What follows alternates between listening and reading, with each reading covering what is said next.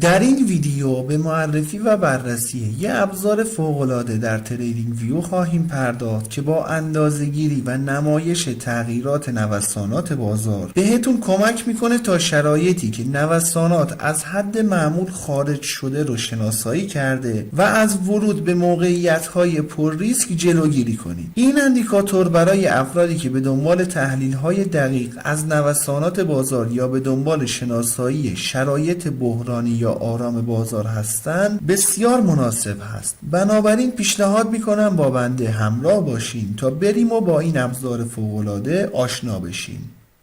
دوستان عزیز سلام، من علیرضا هستم و به گلدن تریدینگ سیستم خیلی خوش اومدید. اندیکاتوری که در تصویر مشاهده میکنید یه ابزار معاملاتی پیشرفته و پویا هست که رفتار بازار رو با توجه به نوسانات تعدیل شده اندازه‌گیری و نمایش میده. این اندیکاتور با مقیاس بندی متغیرهای مختلف و استفاده از هموارسازی تطبیقی به معامله‌گران کمک میکنه تا شرایطی از بازار رو شناسایی کنند که در اون نوسانات به طور قابل توجهی از حالت عادی انحراف پیدا کرده. نحوه عملکرد اندیکاتور به صورت خلاصه بدین شرح هست که برخی از متغیرهای انتخاب شده توسط کاربر که در ادامه ویدیو بهشون میپردازیم رو نسبت به بازار و قیمت مقیاس بندی میکنه و یه اندازه‌گیری استاندارد از نوسانات ارائه میده. در مرحله بعد معیار مقیاس بندی شده با استفاده از زد اسکور نرمال سازی میشه تا نشون بده نوسانات فعلی چقدر از میانگین اخیر خود فاصله دارن.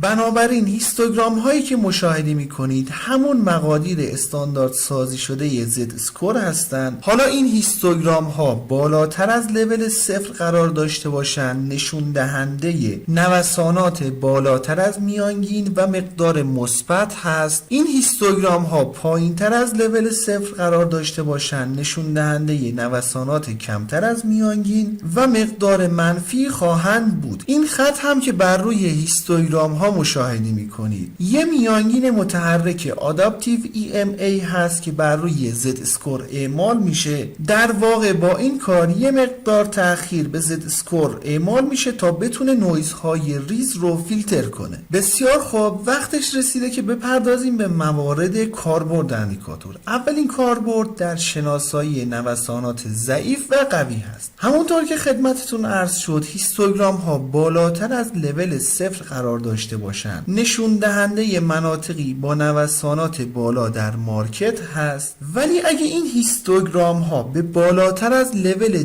2 برسن اون موقع نشون دهنده حرکات با مومنتوم قوی یا مناطقی با ریسک زیاد رو نشون میده. بالعکس اگه این هیستوگرام ها پایین تر از لول 0 قرار داشته باشن نشون دهنده نوسانات ضعیف در بازار هست، ولی اگه به پایین تر از لول منفی 2 برسن نشون دهنده نوسانات بسیار ضعیف یا یک محیط آرام در بازار هست. حالا از این مواردی که ذکر شد چجور میتونیم استفاده کنیم؟ هنگامی که هیستوگرام ها به بالاتر از لول 2 برسن، اگه در همین زمان قیمت یه دره یا قله معتبر رو شکسته باشه احتمال ادامه روند و یا تغییر روند وجود داره. ولی اگه مثل این قسمت نوسانات بالایی رو داشته باشیم ولی قیمت نتونسته باشه یه دره یا قله معتبری رو بشکنه، اون موقع میتونیم انتظار بازگشت قیمت رو داشته باشیم. برای نوسانات بسیار ضعیف داستان یکم متفاوته، یعنی هنگامی که به پایین تر از لول منفی 2 برسن.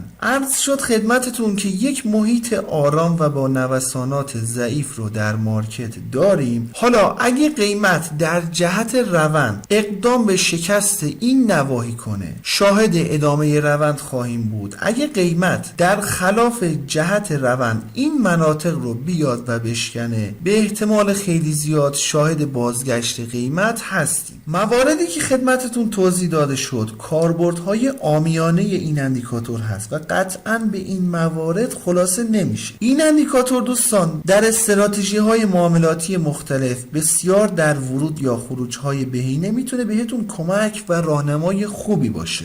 برای انداختن اندیکاتور روی چارت باید وارد سربرگ ایندیکیتورز بشیم. در تب سرچ بار عبارت Adaptive Volatility Scaled Oscillator رو وارد کنیم. این اندیکاتور هست که توسط زایرمن طراحی شده. قبل از اینکه بخوایم به قسمت تنظیمات اندیکاتور بپردازیم، میخوام ازتون درخواست کنم که اگر فکر میکنید اندیکاتور یا ویدیو مناسب هست، لطفاً ویدیو رو لایک کنید. اگر هم دوست دارین با جدیدترین ابزارها آشنا بشین و نحوه کار باهاشون رو یاد بگیرین، پیشنهاد میکنم کانال خودتون، کانال گلدن تریدینگ سیستم رو سابسکرایب کنید و علامت زنگوله رو هم بزنید تا به محض انتشار ویدیوهای جدید بهتون اطلاع داده بشه. بسیار خوب، گزینه اول دوستان سورس قیمت برای انجام محاسبات مقیاس بندی رو تعیین میکنید. گزینه بعدی اگه یادتون باشه عرض شد خدمتتون که اندیکاتور برخی از متغیرهای انتخاب شده توسط کاربر رو نسبت به بازار و قیمت مقیاس بندی میکنه و یه اندازه‌گیری استاندارد از نوسانات ارائه میده. در این قسمت همون متغیرها رو میتونیم انتخاب کنیم که بر اساس حجم باشه، بر اساس کلوز قیمت باشه، انحراف معیار ATR و این گزینه هم اجازه بدین ازش رد بشیم. برمیگردیم توضیحات بیشتری رو دربارش میدم. گزینه بعد تعداد کندل هایی که برای محاسبه میانگین و انحراف معیار مقیاس بندی شده رو تعیین میکنید. مقادیر بالا باعث آنالیز حرکات قیمت در بلند مدت میشه و نوسانات رو در بلند مدت بررسی میکنه. مقادیر پایینتر باعث افزایش حساسیت اندیکاتور نسبت به نوسانات قیمت میشه و نوسانات رو در کوتاه مدت بررسی میکنه که باعث تحلیل کوتاه مدت خواهد شد. حالا اگه متغیر بر روی ATR یا انحراف معیار باشه، در این قسمت میتونید پریود این دو گزینه رو تعیین کنید. این گزینه هم ازش رد بشیم فعلا. در نهایت گزینه اسموتینگ پریود مربوط به پریود میانگین متحرکی هست که بر روی هیستوگرام ها اعمال شد. یانگ ژانگ دوستان یه اسیلاتور مثل ATR یا انحراف معیار هست، ولی تفاوتی که داره اندازه‌گیری دقیق تر و قابل اعتمادتری از نوسانات رو ارائه میده.